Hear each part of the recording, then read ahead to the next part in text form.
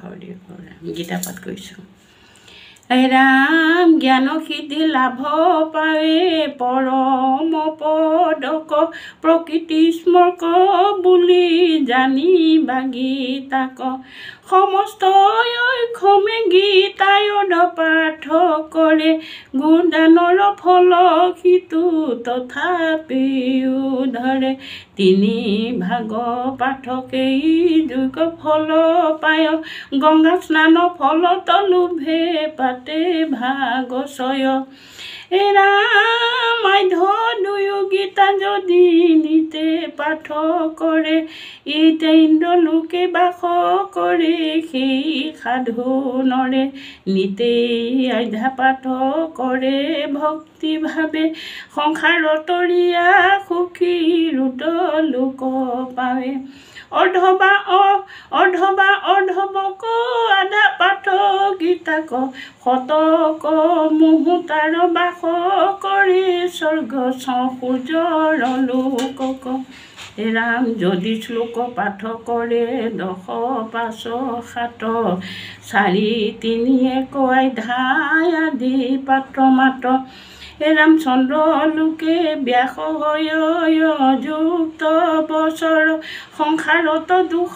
কণা পাই সিটো নৰ ৰাম কোনো আইধাৰে 4 ভাগ্যৰ ভাগ পাঠ কৰি কৰে যদি জীৱন ত্যাগ ৰাম সৰ্বপাপ মুক্তি পায় সেই সদাচৰ ৰাখি ৰাপি পাপ সৰ্বধ্বংস হয় তাৰ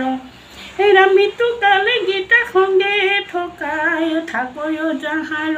বৈকুণ্ঠৰ কৃষ্ণৰ সংগে কৰায় বিহাৰ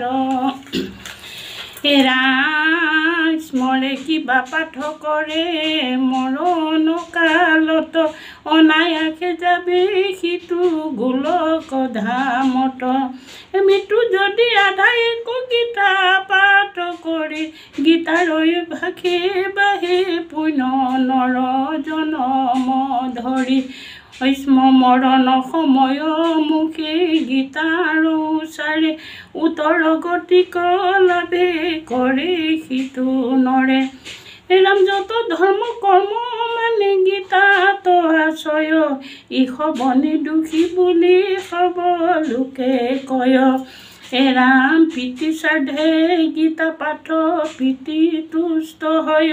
নৰক বিস্তেৰি পিত্ৰ স্বৰ্গ পুৰে যায় ৰাম গীতাত সন্তুষ্ট প্ৰীতি গণয়তি হয় পুত্ৰে আশীৰ্বাদ প্ৰীতি লোক লবৰয় গীতা দান কৰে ধেনু পুষক সদা নীতি গীতাত লোভয় সিটো জানিবা নিশ্চয় কৃষ্ণ।